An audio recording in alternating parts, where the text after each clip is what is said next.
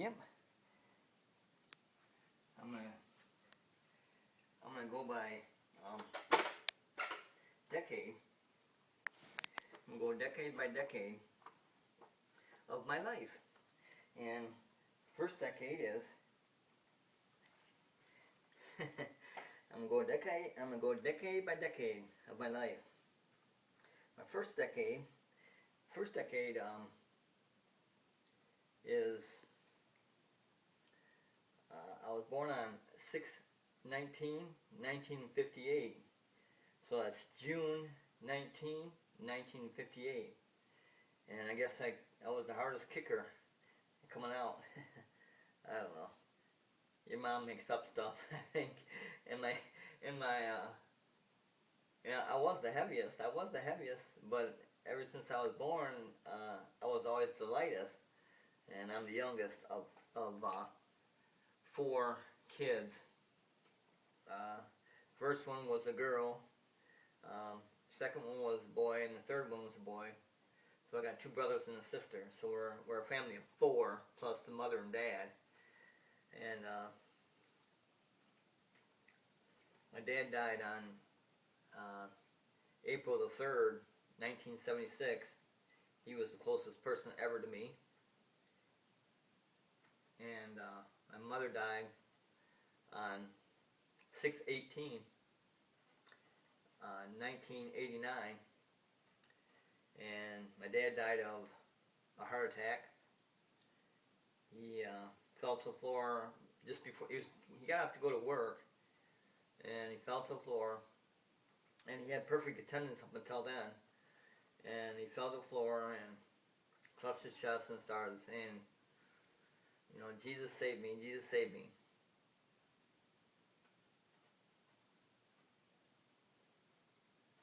And he made it to the hospital through EMT, emergency medical team, with an ambulance. Made it to the hospital. He was in intensive care for 3 days. So that must have been around the end of March. I think at the end of March or April 1st, right around there, is when he fell to the floor. Just before he was going to go to work. He was going to go to work. And that didn't happen that day. It was like the last day in March or April 1st. Well, anyway, the EMT got him stable enough where they can put him in the ambulance. And actually, the EMTs, I think there's 2 or 3 of them that came, and they got him stable enough where they could put him in the ambulance and made it to the hospital. And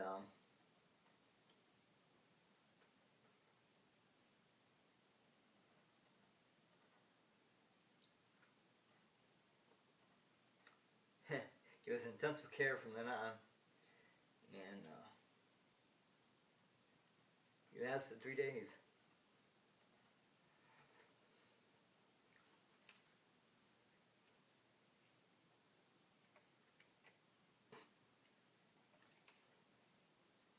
I don't know why I can't talk about this, but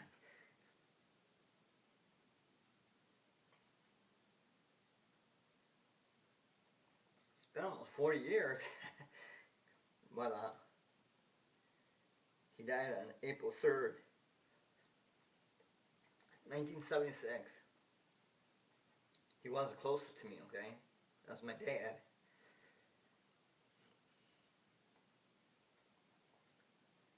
And my mother, she went in on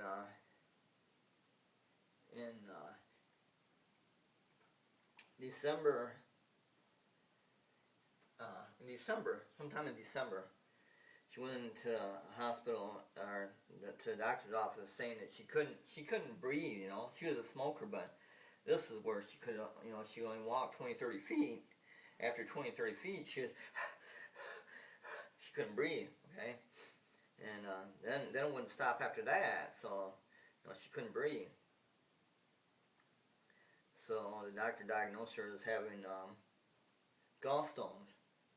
So they set up an appointment like a few days later, and He did surgery. Yeah, she had a lot of gallstones. She had a lot of gallstones. She had them all taken out.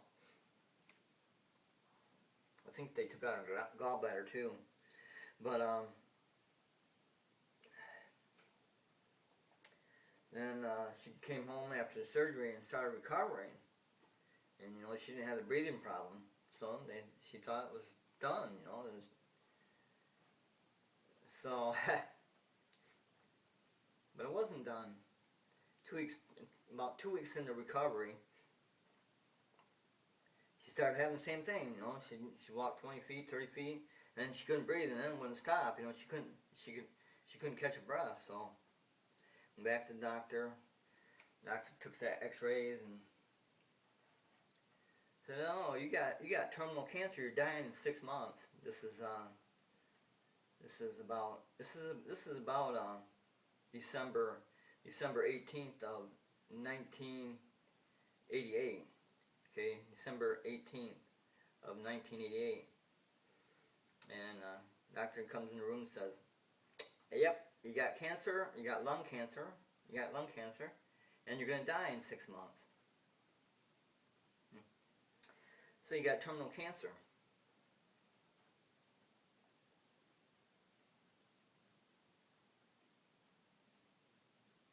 So needless to say,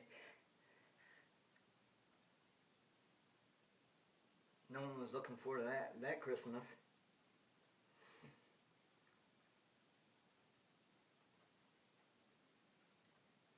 Especially not me, because I was the only one living there with her.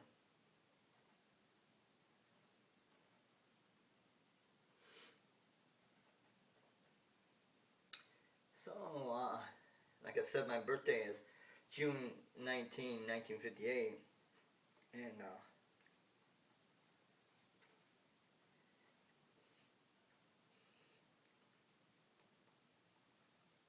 she died on June 18th,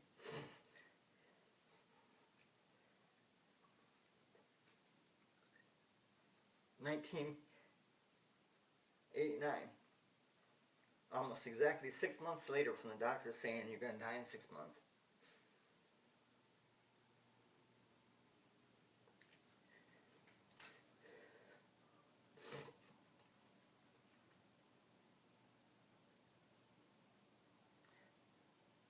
Oh, those are the two worst days of my life, or periods of my life. And so done and done over. I've seen it from my mother walking normally. It's normally no problem. After diagnosis of she has terminal cancer, to walking with a cane, as having to walk with a cane, to not being able to walk only a very short distance, like 15, 20 feet, and then confined to a wheelchair for any mobility at all. And then we got a hospital bed stuck in our living room, and she laid in that, and she could sit up. She could sit up and go to the bathroom. Walk 15, 20 feet to the bathroom and get back to her bed. But then a few weeks later, she couldn't do that. So they stuck a catheter in with a bag tied mounted to the side of her bed, so the piss would go down in the bag, and the bag had lines on it. And it's going to be important in a minute.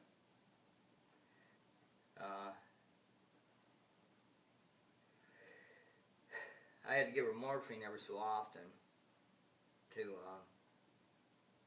so she could deal with the pain of her lung cancer. And by the way, the second time she went in, and they said that she had terminal lung cancer, they stuck a tube right between her ribs. And the reason why she couldn't breathe is because the body will try to isolate any part of the body that's going to threaten the life of that body. So it was her lung. So what happened is that it would build up fluid under her lung, and then keep on building up fluid until now she can't breathe because half her lung is taken up with water underneath it, not in it, but underneath it. So that's why she couldn't breathe. But then she was able to sit up. She was able to sit up in her bed, and for a couple weeks, I think.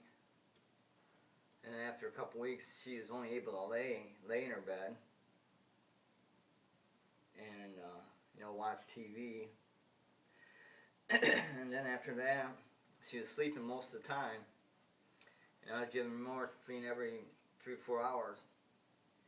And then she would stay asleep all day and all night. She'd be sleeping. The only time she'd wake up is for the morphine to alleviate the pain of the lung cancer. We were told around that point that the lines on the bag, if she doesn't piss out this amount on the bag that is mounted on our bed, and death will ensue very quickly if she doesn't put out a certain amount within 24 hours. And that's true. And she didn't put out that amount. She died early in the morning, the next morning, June 18th, 1989. The day before my birthday. Yes, that's correct. She's the one who gave birth to me too. She was 29 when she gave birth to me, and I was 29 at the time. So that's pretty coincidental, ain't it? But the last stages of death is, of course, she's sleeping all the time, and she just woke up for her morphine. When the pain made her wake up. I gave her, I think it was like a couple tablets, 2 tablets of morphine. She was on hospice. Hospice is a company, non-profit company that allows you to die at your house. And that's what she wanted to do.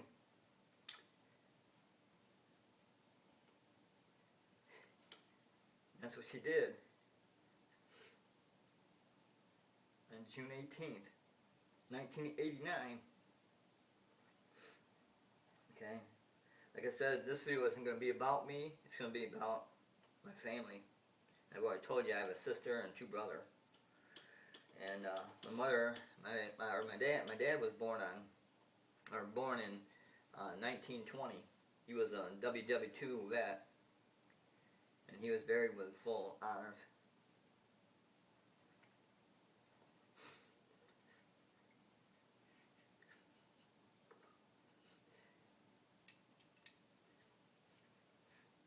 With our flag.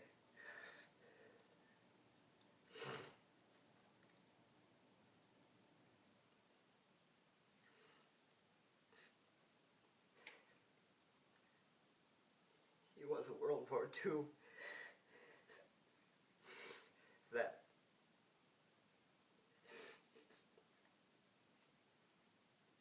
And he was fucked up when he came back. But the doctors got him back around and gave him the paper that he was sane again. He was fucked up when he came back, though. From the WW2.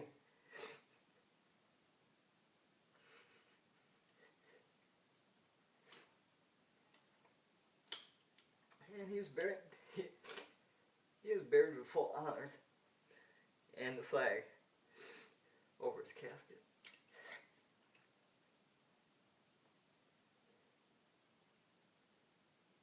As a WW2 vet.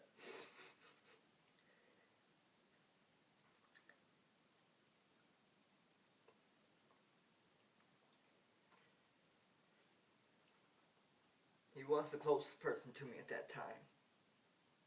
And still holds true today.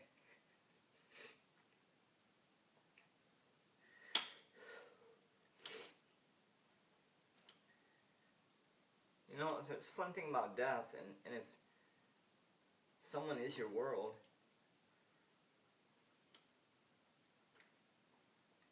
is the most important person. I was in 11th grade.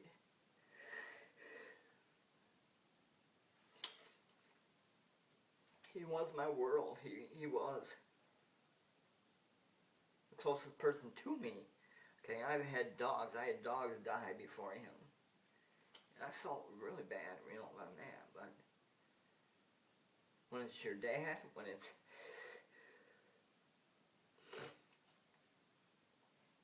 not only that, not only your dad, but closest friend, person you can go to and talk to about any damn thing you wanted to. And he's seen it all, man. He was a World War II vet. And,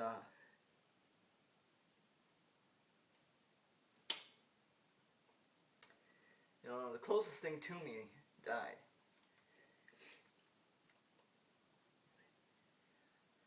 On April the 3rd, 1976, my dad died. He was almost going to turn 56. Ooh, 56. Today I am 57. And it's way different than when a dog dies or something you love dies, and it's not a human being that is the most closest person to you. Okay, not only your dad, but the most closest person to you. It's a funny thing. It's not very funny at all, really. What happens is you dream he's alive. You dream that you're just being fooled. He never died. Okay, you're dreaming he never died, and he's real in your dreams. And you try to think that he is alive, and they're just fooling you. They're just kidding you around.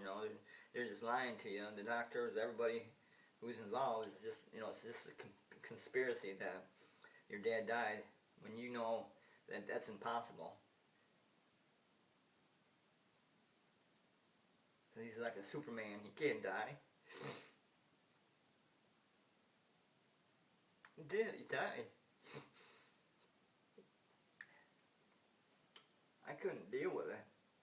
Every time I went to sleep, not every time, but most of the time, I dream he's alive. I'd carry on conversations while I was dreaming, and it was real.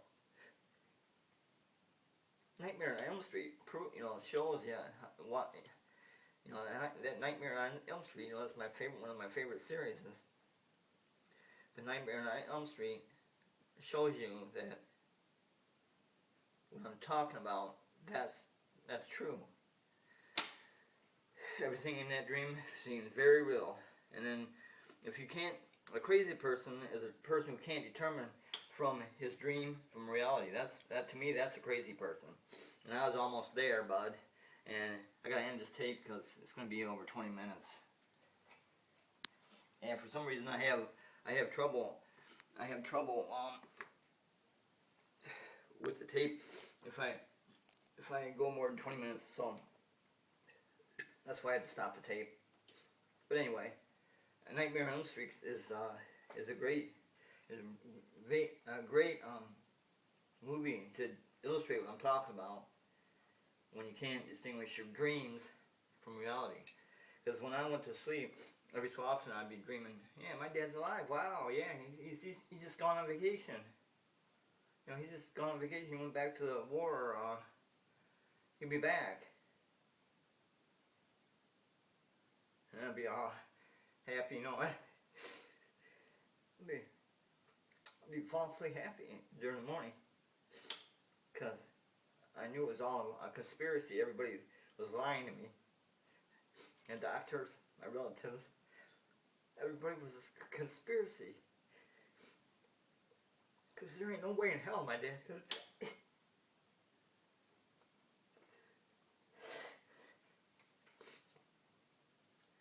There ain't no way in hell even though I saw him, my mom came, woke us up saying, there's something wrong with your dad. What? I just talked to him. Last night. There's nothing wrong with him then. What the fuck's the deal here? He was on the floor clutching his chest saying, Jesus, save me. Jesus.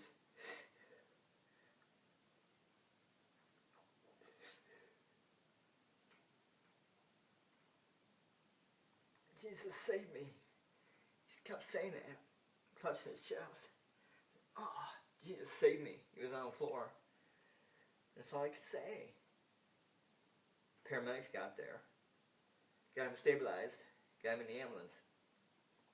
Got him in the hospital. He died 3 days later in intensive care. That's a fact. There's no conspiracy. Why would they do that? Why would my family? Why would my mother? Why would the doctors? Why would the doctors be, all involved in a conspiracy? That the thing I loved the most, my friend, my dad, died. I turned 18 just shortly after that. I was in 11th grade.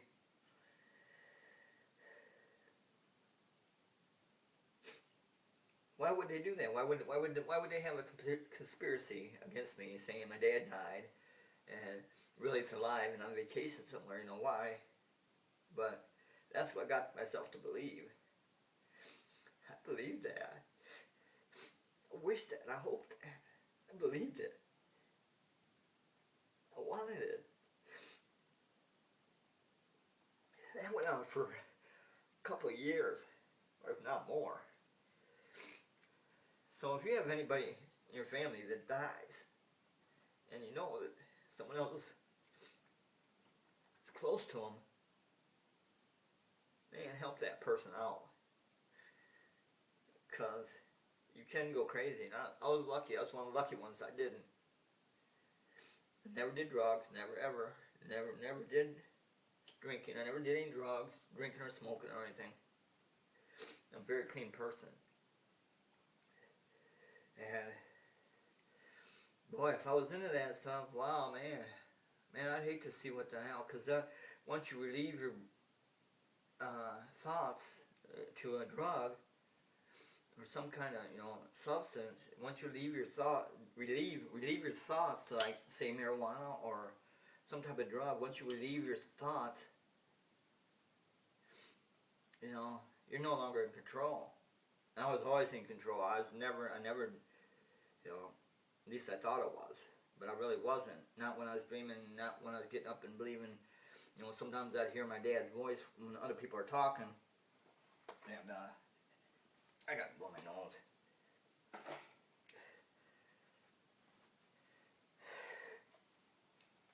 Okay, I'm back. I blew my nose.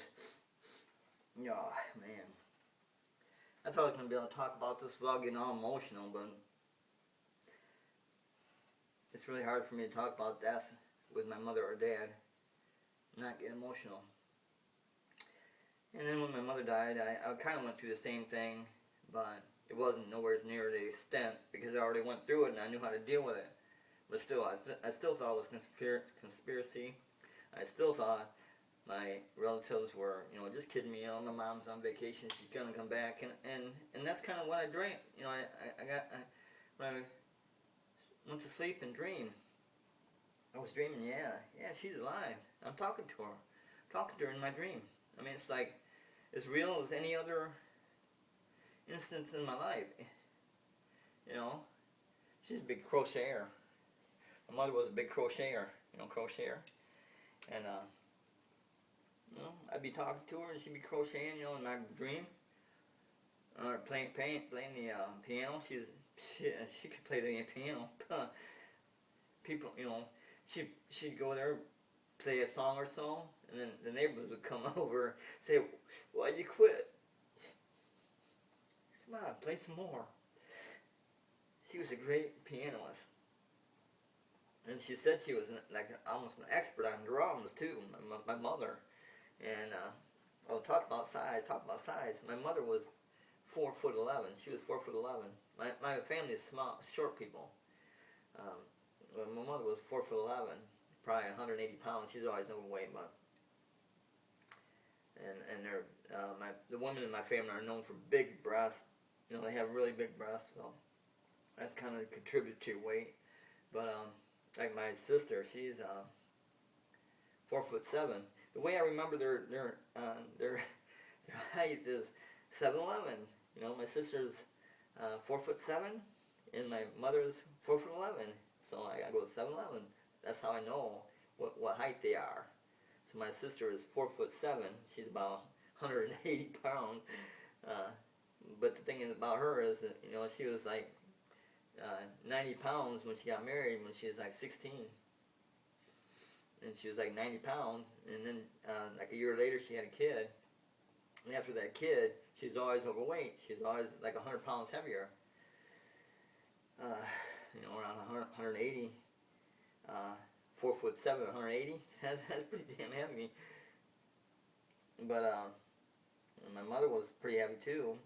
And like I said, you know, they're the women in my family are all big-breasted too. So, you know, if you're in that type of if you're into that type of thing, you know, which I ain't, I don't care. I don't care how big their boobs are at all. I don't care if they have just barely little ones, you know. Matter of fact, I prefer the little small ones, you know, the smaller ones. I don't like a lot of, you know, a lot of hangover like that, but some people do. Anyway, like I said, you know, this is still the 1950. I'm going decade by decade about my life, and I'm not talking about my actual life on 1950 because I only have 2 years, you know, 1 to 2. I'm going to say, okay, I broke out some teeth, you know. I mean, I walked, I started walking, and I was potty trained. My teeth started growing. I mean, what am I going to say? I was only 2 years old, you know, by 1960, so I can't talk a lot about me on this video on the decade, you know, by decade. And I'm talking about 1950, and I was born June 6th, 1958. Not June 6th. June 19th, 1958. I got the month messed up there. But I was born on June 1958. And my mother said I was like the hardest kicker that she ever had in her body. And the reason my name is Dan with 2 N's is because they thought I was special. I think because I was the youngest. You know, I was the last kid gonna be, you know, in their life. I was gonna be the last kid in my mom and dad's life. I was the youngest. So I was kind of a special person. You know, I ain't that special, but hey. So she gave me 2 N's. So my name is D-A-N-N, Dan.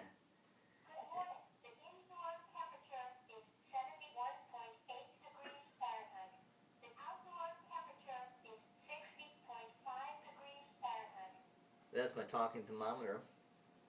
And it must be, what, 8 o'clock now then? Probably 8 a.m. Yeah, 8 a.m. on 8/4/2015. Today is 8/4/2015 at 8 a.m. in the morning. And so, you know, that's kind of why I'm on the bike, because I'm not talking about me, I'm talking about my family. And I can't really say much for my sister. She got married when she was 16, and the person who married her, you know, my brother-in-law, he's always been real religious, you know, religious kook. He's a religious kook.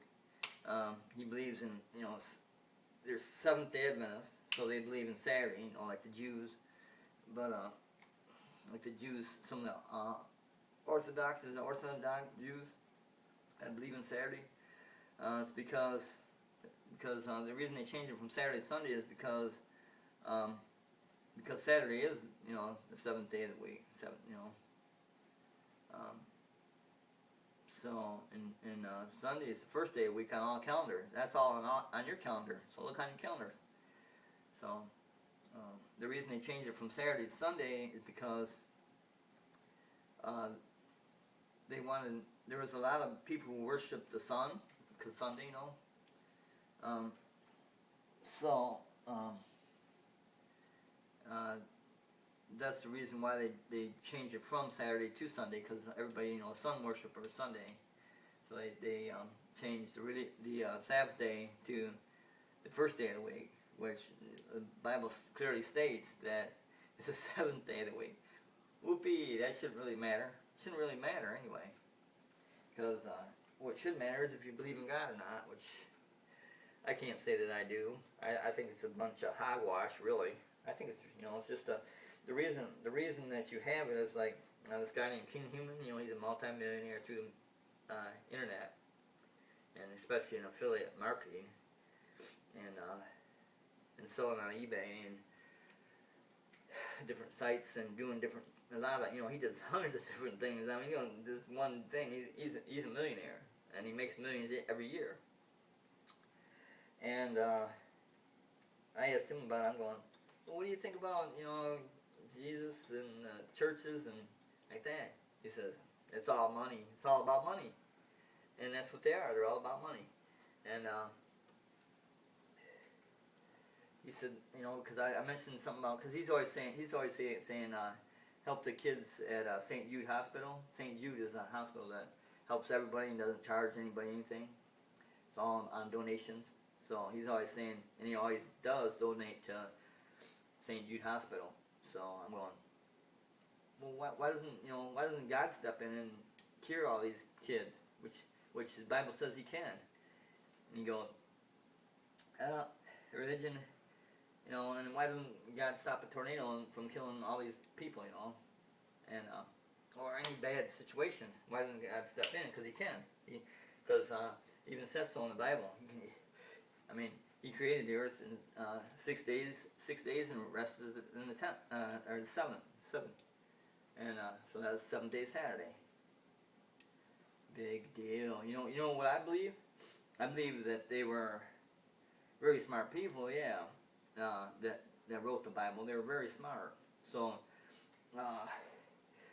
they write in the Bible that if you have any proof, physical proof of God ever existing, you will not have the faith to enter heaven. So let's say like the Catholics, with the Catholics they have the Jesus' robe, and they have that in storage at a Catholic church. Let's say that turns out to be true. Let's say it is Jesus' robe, and positively, but not only in doubt. Well, if you believe because of physical proof, then you won't. That automatically makes you so you cannot enter heaven. You can't ever enter heaven because you don't have the faith. And then the Bible further states that you may only enter the kingdom of heaven by faith and faith alone. It doesn't not only say just by faith, but by faith alone. So right there will discourage you of any attempt to try to find physical evidence and believe it, because right there you just ripped up your ticket to heaven. Because if you do believe it, you ripped up your ticket to heaven, you're done. You can't enter heaven because you have physical proof saying, yeah, He was here. And so I believe they were scholars.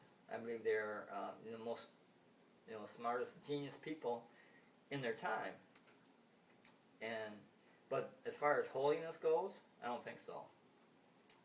It's impossible because, like I said, why doesn't Jesus stop? There's a lot of flaws. There's a lot of flaws that can't be answered. It can't be answered by the Bible. There's a lot of flaws in the Bible. There's a lot of holes. Holy, it's very holy. So that's where they get the holy from, I think. The scholars. So it's the Holy Bible. So, because there's a lot of holes in the Bible. There's a lot of holes. And people who are religious will say, oh, you're just sacred. You're just you don't believe it, so you're done. Okay. Uh, but yeah, they were very smart people and geniuses of the day. Yeah, they wrote the Bible. Uh, but any Bible person will tell you, oh no, no, no. These smart people were just going by what God told them. Yeah. Where's my mental institution that you're gonna put me in a straitjacket? Believe in that stuff. I don't think so. But eh, there's like I said, it's a holy Bible, all right, but it's not. It's not holy like they think. It's full of holes. But to cover those holes, it says, if you go by physical proof, you just ripped up your ticket to heaven. And what I think the Bible's around for is to put people straight. I mean, that's good. I'm not sad. I'm not mad. I'm not mad or sad that the Bible's wrong. I'm not mad or sad that people follow it. That's great because it teaches you not to kill people. Otherwise we'd be a lot of theater shootings, a lot of school shootings, a lot of going postal on people, going postal shootings. That's where the shootings originated from, postal. But I'm glad the Bible's wrong. I'm happy. I never want to see the Bible go away. Never, never. Because it gives people hope. It gives the hopeless hope, and it puts people straight. Okay, if you follow this, this, and this, you get that. But that's not how it works. Um, but if they believe in that, that's great. Because then you're gonna have all these postal shootings, the school shootings, the theater shootings. If they go, if you get enough of these people to believe in this garbage, which is good. I mean, I'm not trying to knock it. It's just, I think it's just the biggest hoax ever. And that's proven by the Bible is the most sold book ever. Bible is the most sold book ever. Most read and most sold book ever. Most studied book ever is the Bible. Which is great, That's great to keep people straight.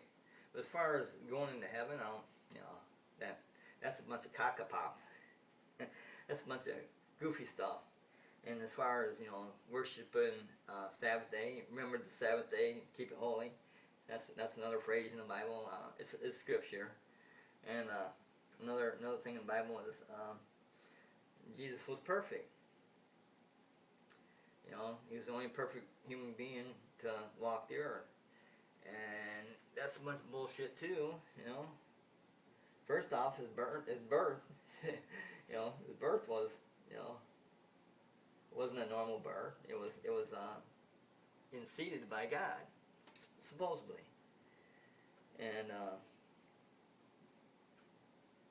so that was Jesus. And Mary was told, Jesus' mother, Mary was told to name her son. It's going to be a son. Jesus. In her dream, Mary was told to name her son Jesus in her dream by God, according to Scripture.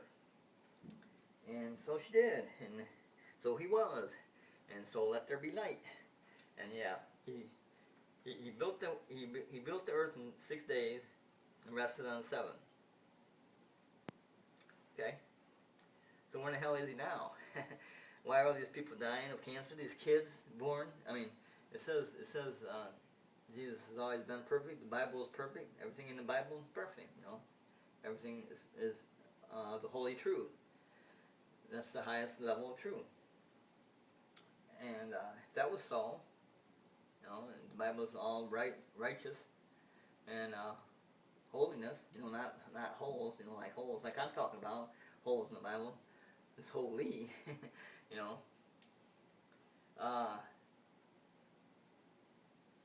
If he doesn't make mistakes, then why is there over 3,000 kids born every year?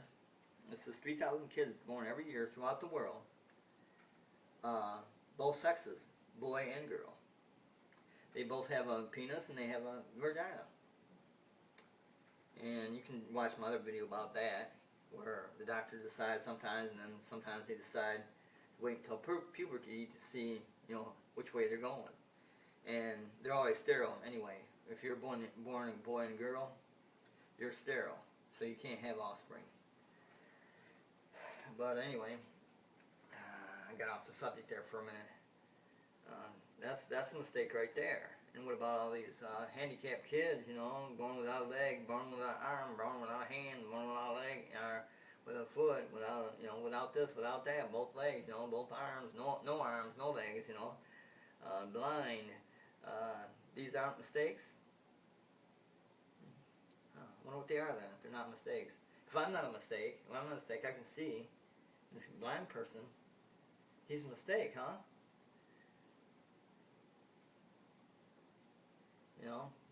So, in my opinion, Jesus Christ or God makes mistakes on a daily basis. Right at birth, He makes mistakes. But, because we're supposed to be God's children at birth, or as soon as conception is. As soon as conception is when you are God's children. Because that's a miracle birth, okay? That's understandable.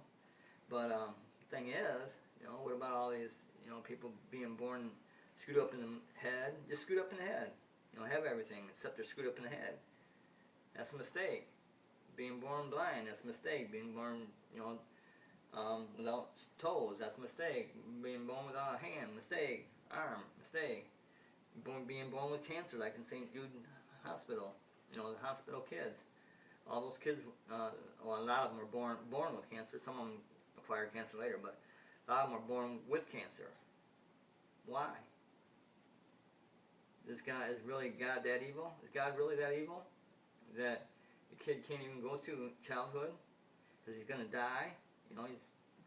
There's probably a 70% chance now he's going to, before it was like 100%. If he's born with cancer, he's dead. But, what, is God really that evil? To have someone so fucked up he can't function by himself? Is God really that evil? That's what I'm asking. Is God really that evil?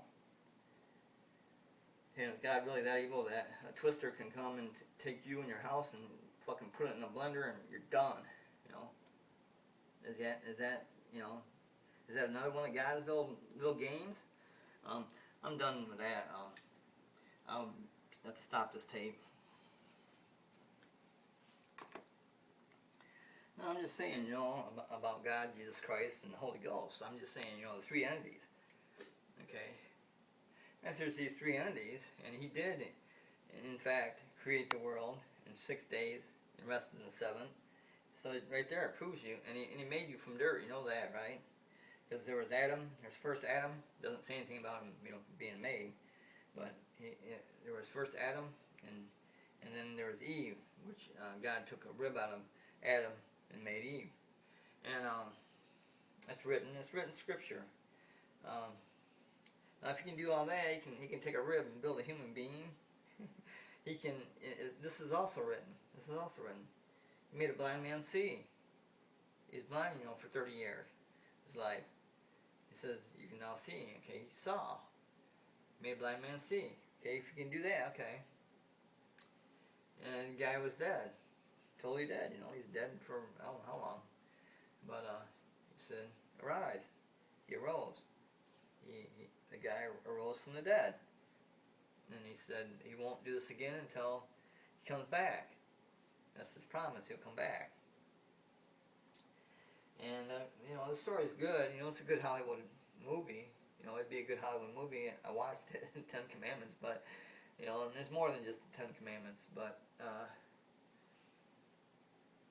I like the Ten Commandments, and I like the conception. I like the part of the Bible, it tells you, to stay straight, honor thy mother, the father,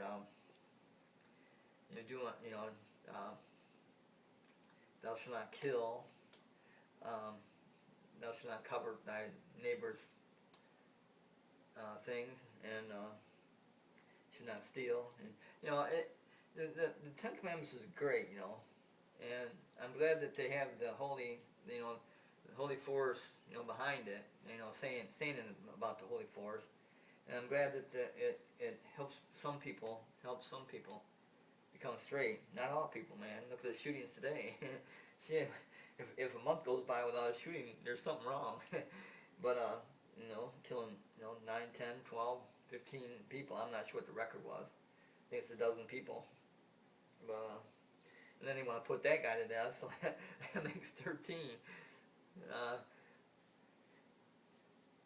You know, if you can be reformed, why put this guy to death? You know, death is the last step. It's the last step in anything. It's done. You're over. Done. And some people believe, oh no, there's after death. After death, there's a whole heaven.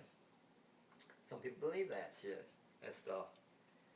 And if that were so, then why are these kids born daily with cancer, dying daily of cancer? A year later, 2 years, 3 years, 4 years, 5 years, 10 years. They've lived all their whole damn life with that cancer, or other ailments.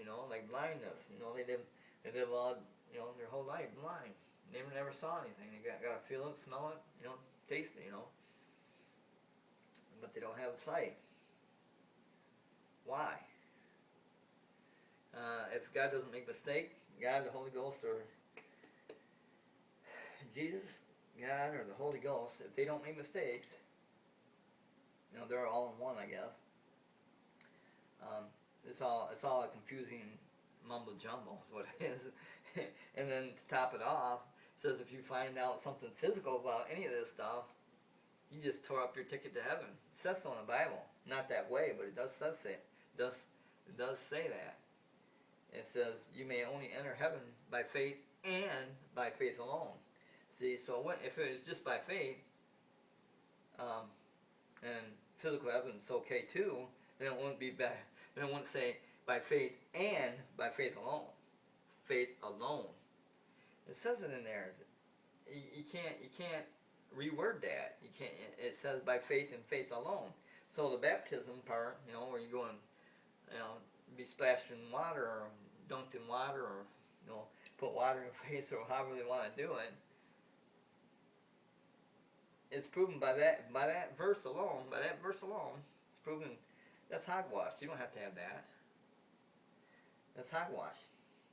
It's just that's why you have different branches. That's why you have different branches of faith. Different types of faith. Like you got the Seventh Day Adventists, you got the Baptists, you got the Catholics, you got Orthodox Jews, you got unorthodox Jews, or you got regular Jews and Orthodox Jews, and you got one of them don't believe Jesus ever came. He was just a prophet. Which, I don't even believe that. I don't think. I think he was just another human being that was, okay, righteous dude. More righteous than most, but not totally righteous, by no means. But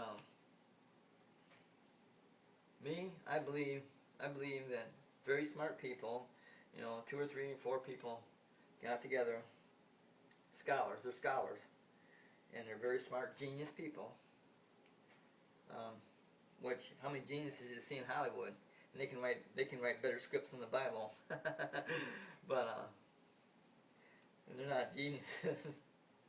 By no means. They're not geniuses. They get lucky. But they're good writers. And any one of those movies they write now today, even yesterday or 20 years ago, are just as good, if not better, than what the Bible has written.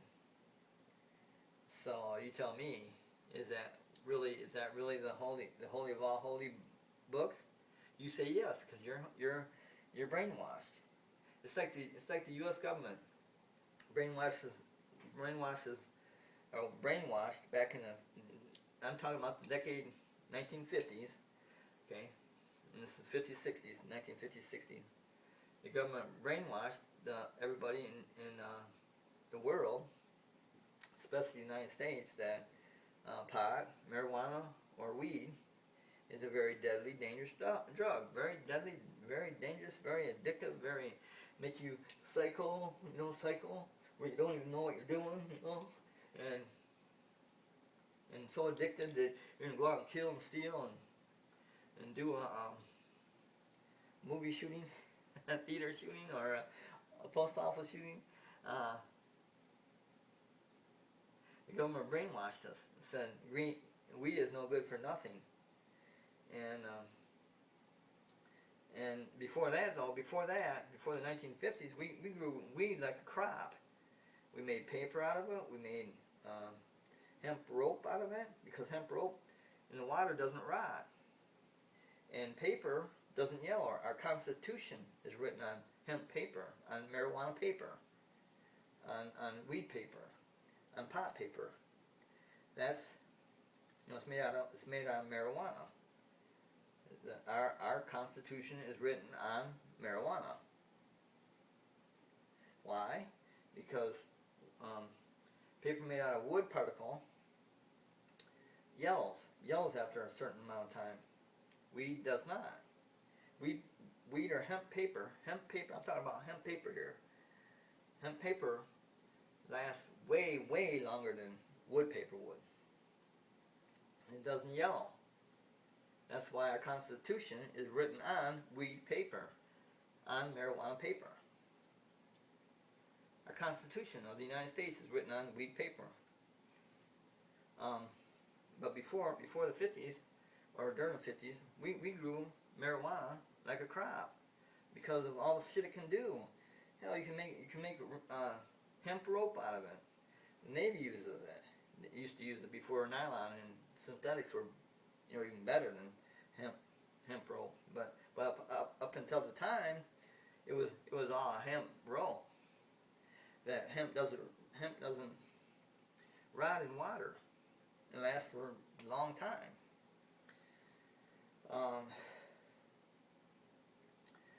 Now we're finding out that it's not the THC. THC is like the government was telling you, but not as bad, nowhere near as bad. None of that. When the government was brainwashing us, saying how bad marijuana, weed was, they couldn't back it up by nothing, because there was no studies done. None. The U.S. government just told us all that garbage to brainwash you so that you would never use that drug. I never have, today's date of 8/4/2015. I've never smoked marijuana. I don't want to smoke marijuana, and unless I get sick. Then yeah, I'd use that as an option, definitely, because it's been known with a high CBD percentage in marijuana as a medical use, very medical use. With CBD in it, but that lowers the THC, so I'm sorry guys, can't get high off that. Nope, not even if it's mildly high in CBD. You cannot get high off marijuana. I don't care if you smoke over 100 joints in just an hour or so. You can't get high off of it. It's impossible. You can't get high off a high CBD percent of hemp or marijuana. You can't. That's a fact. It's just like a fact you can't overdose on a hemp or marijuana, and it's impossible to overdose, or next to impossible. They're saying it'd take over 1,000 joints to OD on it. So therefore, this is the reason why the United States government did what they did in the 50s, 60s, saying how evil marijuana was, and they can't back that. There's no statistical proofs at all, even as of today, let alone back then. Even as of today, you know why? Because the U.S. government don't want you to know that you're able to grow something natural that can cure damn near anything. that can it's not proven to cure anything. Okay, as of today, it's not proven to cure anything.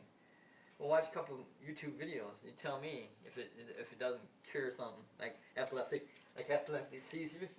Little kids are having epileptic seizures. 100 a day. They take some of that marijuana and by mouth, not by smoking, but by like a little liquid under the tongue. And that kid had 1, maybe 2 seizures that day. And the longer you keep him on that, the less the seizures. But the government don't want you to know that. And then this other guy, he don't like that because his stomach muscles keep contracting, restricting, and distracting and restricting. He goes, and 2 minutes later, he's talking like me. He's talking like this. He's not talking like this anymore. That's not a cure? And they're saying diabetes. They're saying Parkinson's disease. They're saying Alzheimer's disease. They're saying, but you go to study. You want to study it and get some money from the government? Fuck you. We ain't giving you no money. You know why? You know why they don't want to study? They don't even want marijuana study. They don't want to study. They want you to believe what you believe, like Chris Christie. He's a dork. That guy's a real dork. Chris Christie, the guy running for president, the New Jersey governor. He's a real dork. I don't even see how he got in governor, let alone don't let him get in presidency. He's a dork. He's the biggest dork I've seen running. But anyway, he's saying, oh, he's going to outlaw marijuana because it's so deadly. Because he's thinking, the 50s, 60s, with the government brainwashed him. He's definitely brainwashed. And when Chris Christie's brainwashed, his backbone don't bend. So, yeah, not on his watch. He says, not on his watch. Just watch how he talks. You don't want this guy in president. You don't want Chris Christie in presidency. Okay, just watch it because he has, that's it. He believes what the government told him, brainwashed him. And so his campaign is, oh, I'm gonna make pot illegal in all states, and it's gonna be illegal totally in the United States. Not on my watch, you don't. Not on my watch, you don't smoke marijuana or use marijuana. I don't care if it cures this kid with epileptic and they're gonna die.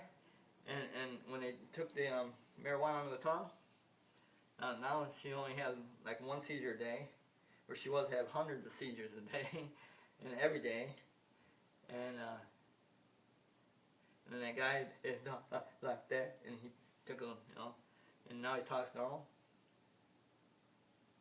Chris Christie, wake up, motherfucker! You're brainwashed. It's proven.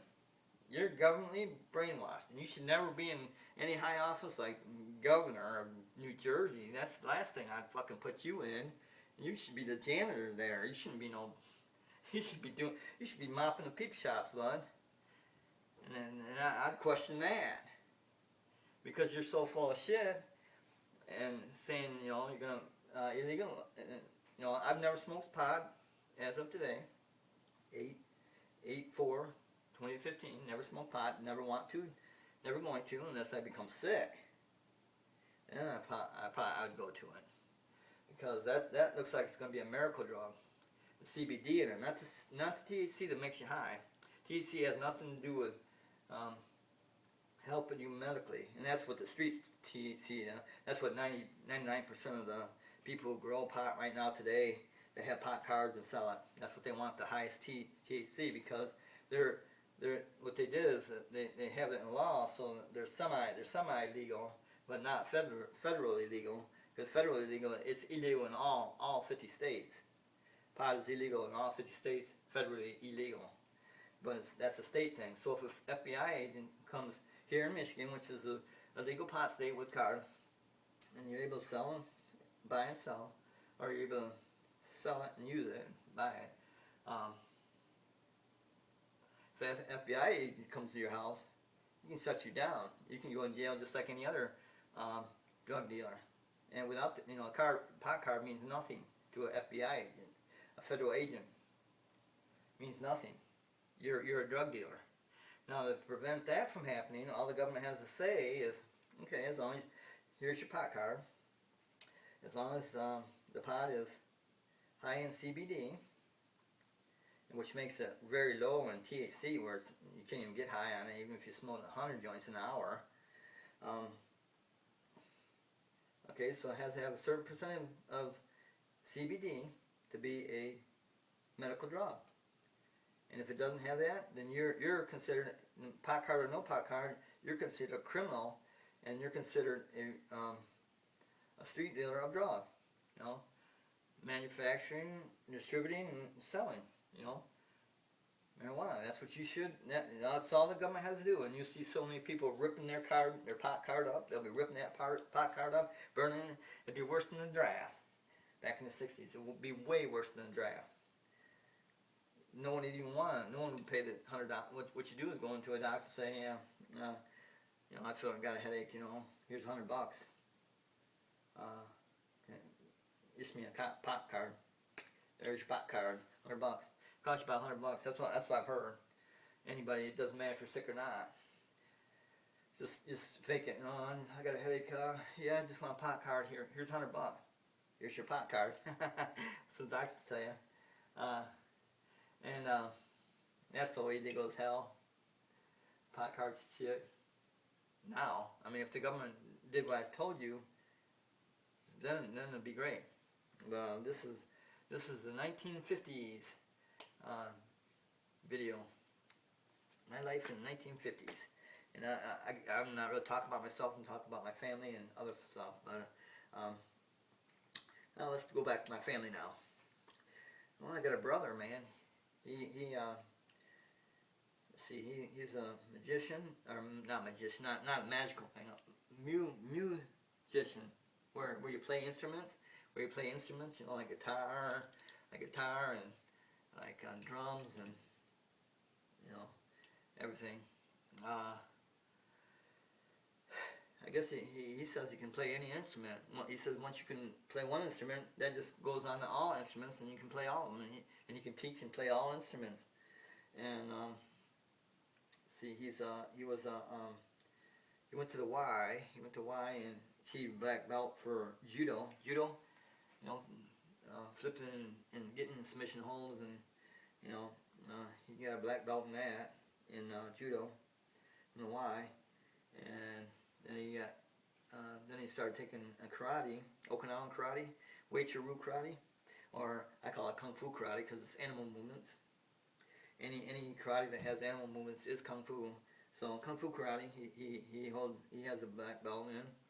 He has over like 25 years in Kung Fu karate, Okinawan karate, or Wei-Churu. He's like a professional fisherman. He's got a nice boat and all the fishing equipment, and he's a professional tyer. He ties flies, sells them on eBay. You know, fishing flies that you tie, you know, like this. You put these things on and go like this.